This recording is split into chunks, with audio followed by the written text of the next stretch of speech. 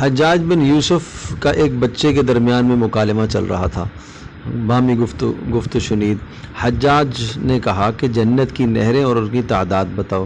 بچہ کہنے لگا جنت کی نہریں بے شمار ہیں، اللہ تبارک و تعالیٰ کے سوا کوئی ان کی تعداد نہیں جانتا، البتہ قرآن مجید میں تو یہ ارشاد فرمایا فیہا انہار من ماء غیر آسن، یعنی 4 قسم کی نہریں ہیں لیکن وہ بہت بے شمار ہوں گی، ان کی تعداد اللہ ہی جانتا ہے۔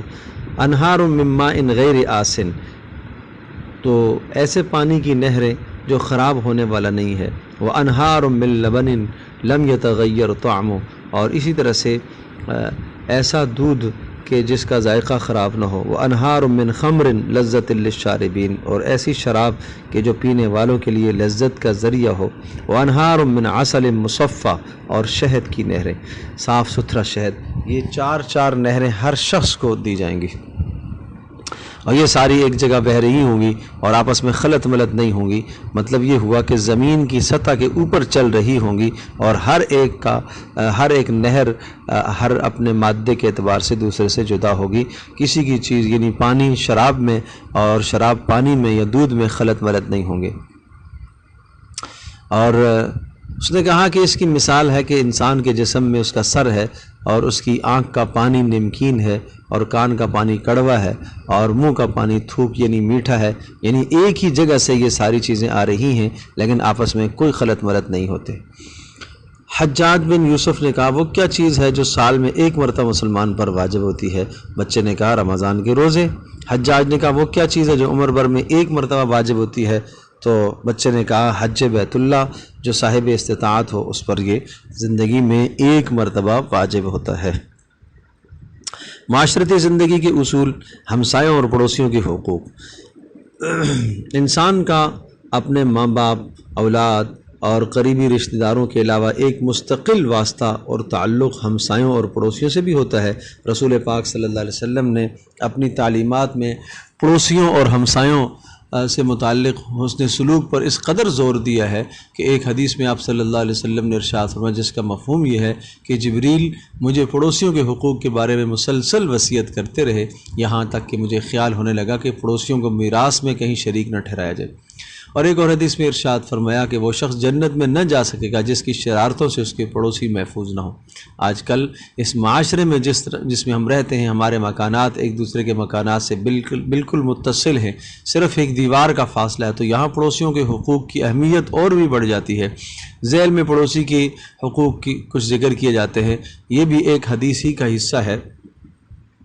ارشاد فرمایا رسول پاک صلی اللہ علیہ وسلم سے، بلکہ پوچھا گیا کہ ایک پڑوسی کے دوسرے پر کیا حق ہیں، تو آپ علیہ السلام نے ارشاد فرمایا کہ اگر وہ بیمار ہو تو اس کی خبرگیری کرو، اور اگر وہ مالی یا جسمانی تعاون کی ضرورت ہو تو اس کے ساتھ تعاون کرو، انتقال کر جائے تو اس کے جنازے میں شریک ہونا، اہل خانہ کو تعزیتی کلمات کہنا، اپنے گھر کی دیوار اس کی اجازت کے بغیر مت اونچی کرنا جس سے اس کی روشنی رک جائے، اور اپنے بچوں کے پھل وغیرہ لاؤ تو پڑوس کے بچوں کے لیے بھی کچھ نہ کچھ لے لیا کرو، اور اگر نہ لے سکو، اتنی گنجائش اور حیثیت نہیں ہے تو چھپا کر لاؤ، اور آپ کا بچہ پھلوں کے چھلکے باہر ایسی جگہ نہ پھینکے جسے دیکھ کر پڑوسی کے بچے حسرت کرنے لگیں۔ یہ اپنے بچوں کو یہ آداب سکھانے چاہیے۔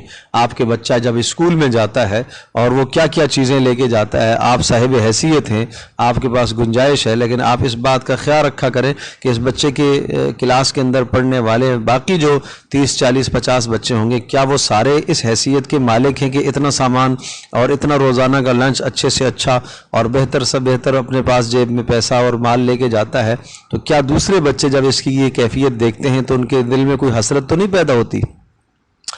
یہ حسرت، غریب کی حسرت اور حاجت مند کی حسرت جو پیدا ہوگی، اس سے آپ کے مال پر اثر پڑے گا اور آپ کا مال اس سے تباہ ہونے کا خدشہ ہے۔ تو اس لیے اس موقع پر خیال رکھا جائے، اعتدال میں رہا جائے۔ آپ کی مالی حیثیت ہے، اپنے گھر کے اندر ہے، اچھا کھانا چاہیے، اچھا پینا چاہیے، منع نہیں ہے، لیکن جہاں اجتماعی ماحول ہے اس کا ضرور خیال رکھنا چاہیے۔ یا تو پڑوسیوں کے بچوں کا خیال رکھیں کہ ان کی ضروریات کو پورا کریں، اور اگر نہیں کر سکتے کم از کم تو اس معاملے کو چھپا کر رکھا کریں، اور اپنی ہانڈی کی خوشبو سے اس کو تکلیف نہ دیں۔ ہاں، اس الا یہ ہو کہ ہانڈی میں اپنے پڑوسی کا حصہ رکھا جائے۔ کتنی اہم بات ہے اور کتنی باریک بات ہے کہ اپنی ہانڈی سے پڑوسی کو تکلیف نہ دو، یعنی ایسی چیز آپ پکا رہے ہیں جس کی خوشبو ابھرتی ہے اور باہر جاتی ہے، اور پڑوسی کے گھر میں بھی اس کی خوشبو پہنچی ہے، تو کچھ نہ کچھ اس کا حصہ رکھا جائے۔ پرانے زمانوں میں یہ ہوتا تھا کہ ہر آدمی اس بات کی کوشش کرتا تھا، جس دن کوئی اچھی چیز گھر میں بنتی تھی پڑوسی کا حصہ ہوتا تھا۔ آج اس سنت سے ہم محروم رہ گئے۔ تو یہ معاشرتی زندگی کے حضرت صلی اللہ علیہ وسلم نے خوبصورت اصول بتائے، ان اصولوں کو اپنانے کی کوشش کی جائے۔ اللہ پاک ہم سب کے لیے عمل کرنا آسان فرمائے۔